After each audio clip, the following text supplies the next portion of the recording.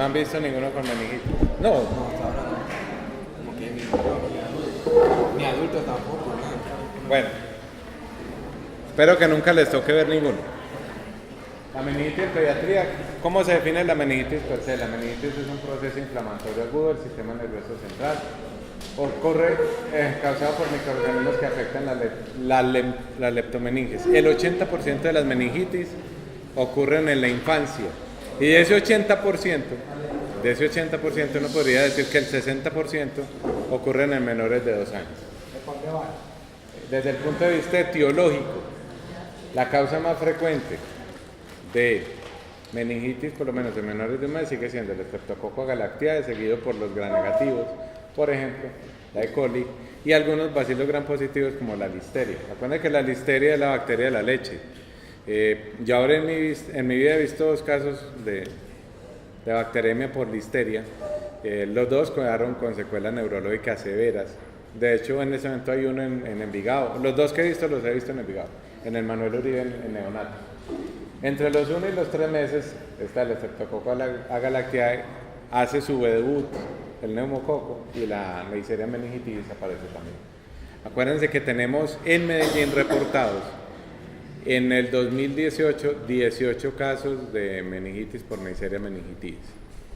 18 casos, de los cuales 17 son venezolanitos que han venido pues sin vacunas básicamente.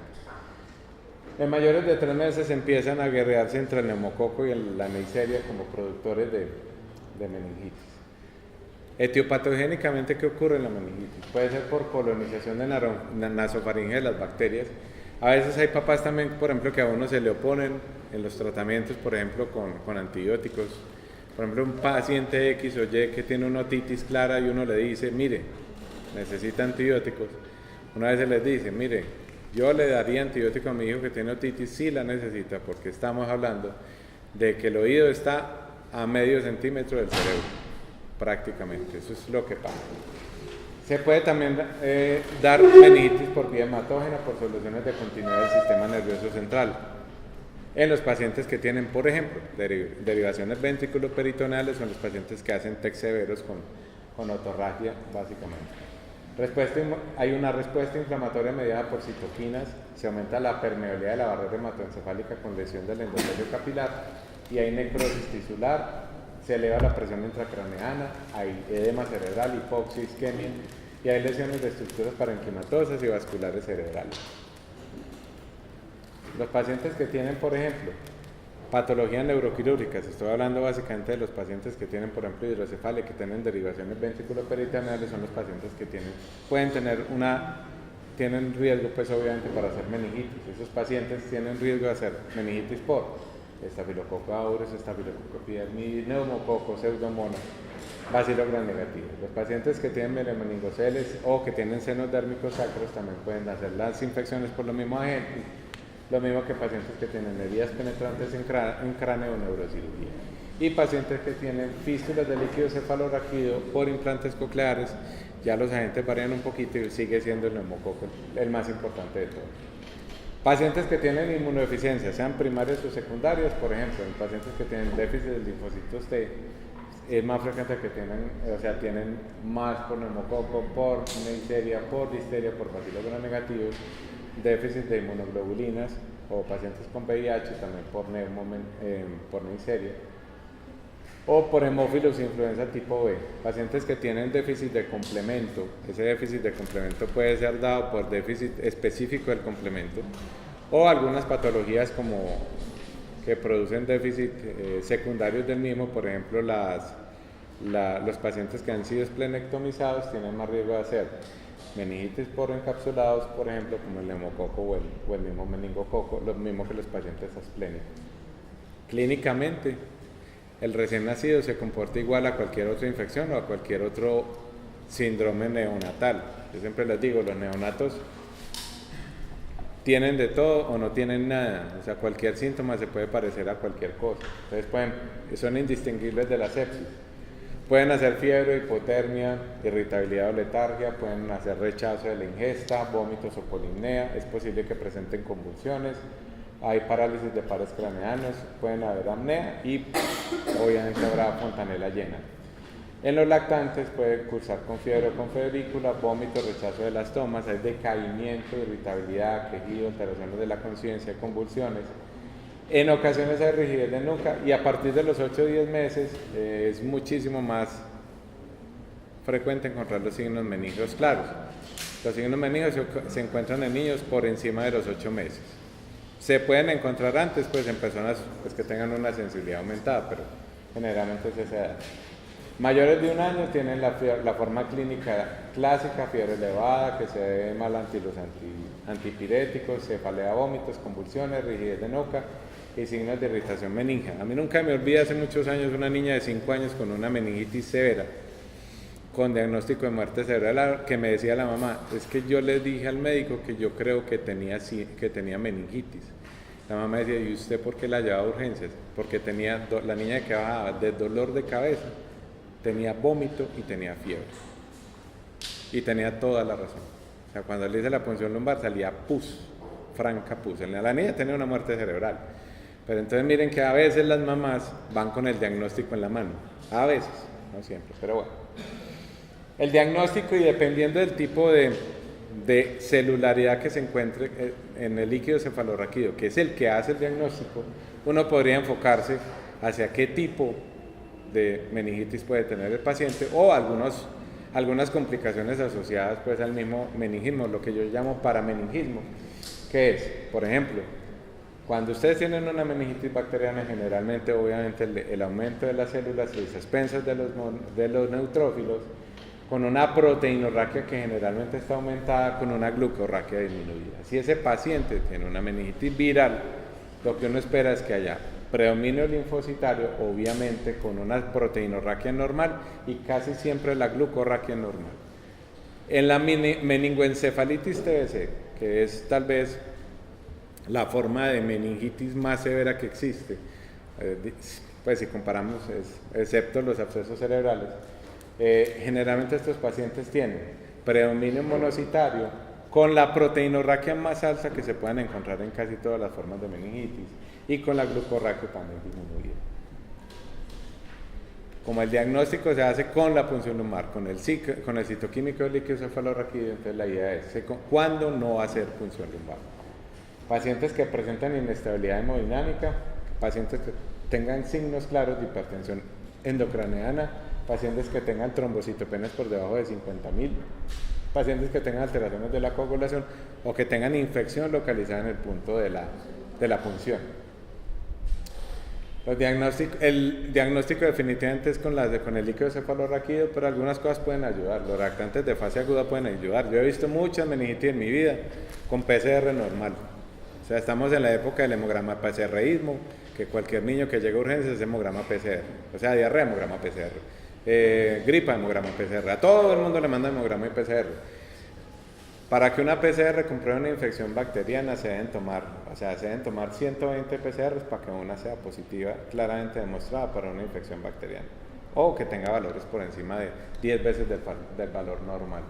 Los hemocultivos son positivos en el 50 al 60%, las indicaciones de TAC y resonancia son básicamente pacientes que tienen signos de focalización neurológica, hipertensión endocraneana o pacientes inmunocomprometidos.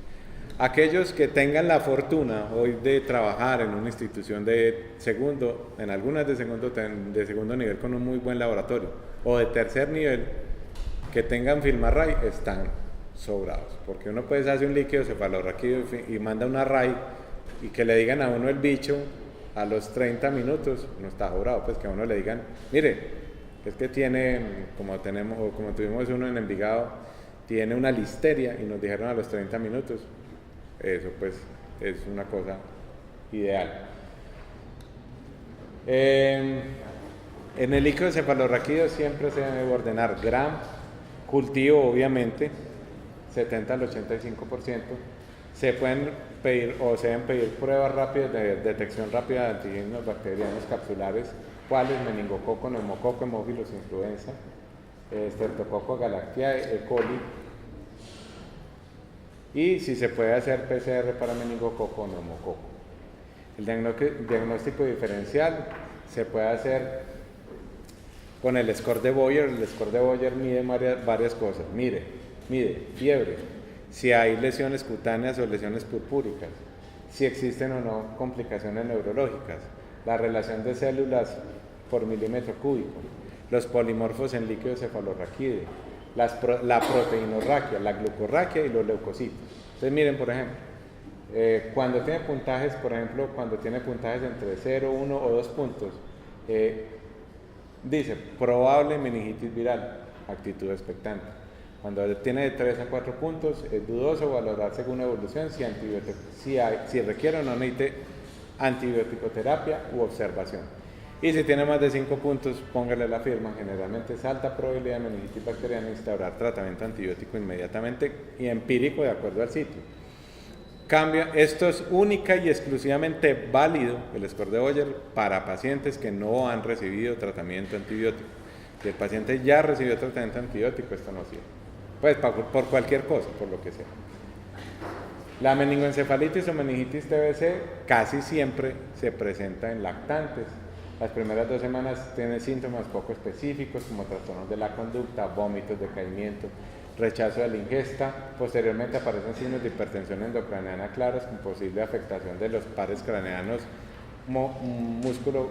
oculomotores, tercero, sexto y séptimo par en muchas ocasiones. Las características del líquido cefalorraquídeo nos pueden orientar en su diagnóstico. La radiografía es positiva, habla de tuberculosis en el 50% de los casos. La tuberculina es positiva en el 75% de los casos que tienen meningoencefalitis TBC. Sin embargo, hay un 25% de pacientes que pueden tener tuberculina negativa, porque la meningoencefalitis TBC puede causar alguna forma de anergia que hace que la tuberculina no reaccione. Y en la resonancia es el diagnóstico. La mayoría de las veces estos pacientes tienen hidrocefalia, ventriculitis, tienen tuberculomas, tienen infartos cerebrales. Para el diagnóstico definitivo se debe identificar el bacilo en líquido cefalorraquídeo mediante pruebas mediante cultivo PCR. Y el tratamiento consiste en la asociación de 4 tubérculos estáticos y tiene indicación de esteroides. Y debe mantenerse durante 12 meses el tratamiento. El 80% de los pacientes que tienen meningoencefalitis TBC queda con secuelas neurológicas severas. ¿Cuáles son los criterios para ingreso a UCI de pacientes con meningitis? Son pacientes chocados o inestabilidad hemodinámica, pacientes con lesiones purpúricas o lesiones o hallazgos sugestivos de coagulación intravascular diseminada, pacientes que tienen focalización neurológica, pacientes que tienen estatus convulsivos, pacientes que tienen signos de aumento de la presión intracraneana, pacientes comatosos o nubilados y pacientes que tienen hiponatremias severas por debajo de 120. El tratamiento siempre son medidas generales inicialmente, que empiezan por los antibióticos, siempre control de signos vitales cada 2 o 4 horas, disminuir la hipertensión endocraneana, determinar si se cumplen algunos de los criterios para UCI. Los antibióticos, hay antibiótico-terapia empírica de acuerdo a la edad y de acuerdo a los sitios. Hay una específica cuando ya tenemos el agente en sí. Y los esteroides única y exclusivamente están hoy por hoy autorizados para dar solamente en 3 situaciones específicas per se. Pacientes que tengan meningitis por Haemophilus influenza, por neumococo o pacientes que tengan meningoencefalitis TBC. No existe ninguna otra indicación diferente a la utilización de esteroides. ¿Para qué sirven los esteroides en los pacientes con Haemophilus o con neumococo? Disminuyen las complicaciones secundarias a la meningitis por estos agentes. Entonces disminuyen las secuelas, por ejemplo, como sordera en estos pacientes. En los pacientes con meningoencefalitis TBC disminuye las secuelas a largo plazo, que en algunas van desde incluso hasta ceguera hasta la muerte. Los empíricos entonces, miren, en menores de un mes se puede utilizar cefotaxima más ampicilina o pues otra de las opciones pues se debería usar a veces cefixime. Entre 1 y 3 meses cefotaxima más ampicilina o vancomicina. En mayores de 3 meses que tienen alto riesgo de neumococo, cefotaxima o ceftriaxona más vancomicina. En los que tienen bajo riesgo de neumococo, cefotaxima o ceftriaxona solita sin necesidad de eso. ¿Quiénes son los que tienen alto riesgo de neumococo? El niño a los 3 meses que no ha recibido la primera vacuna de Prevenar. Ese paciente que no ha recibido la primera dosis es el que tiene alto riesgo. O que tiene alguna patología de base, una asplenia o algo así.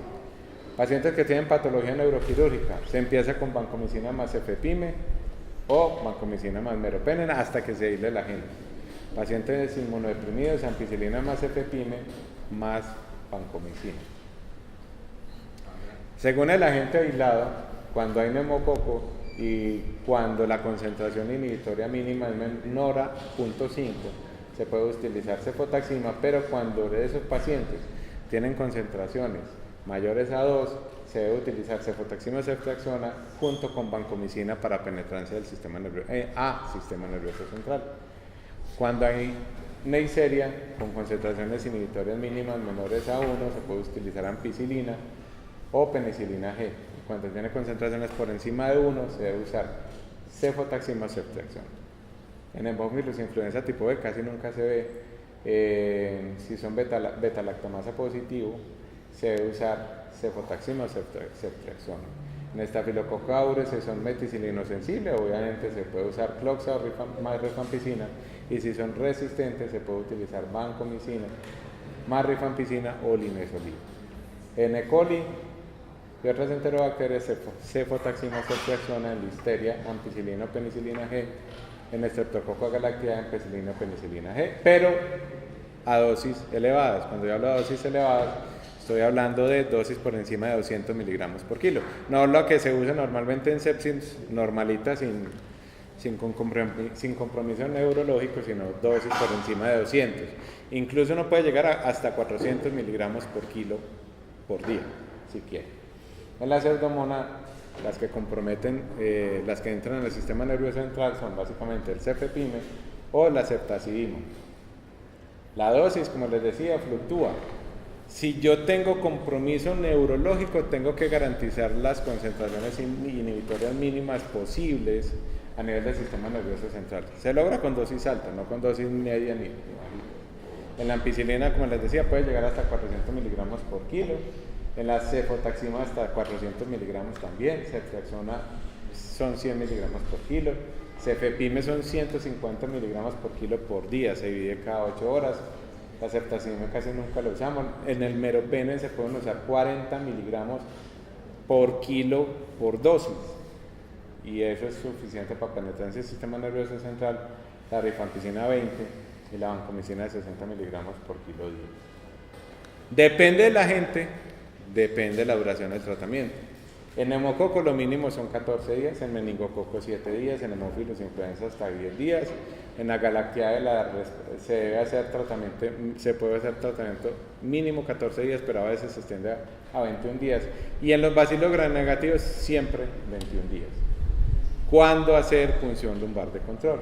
Se debe hacer en todos los pacientes que tengan meningitis neonatal, en todos los pacientes que tengan meningitis por enterobacterias, en todos los pacientes que tengan meningitis por neumococo a las 36 o 48 horas de iniciar la antibioticoterapia, si el neumococo que están reportando es resistente a la penicilina o se ha empezado dexametasona.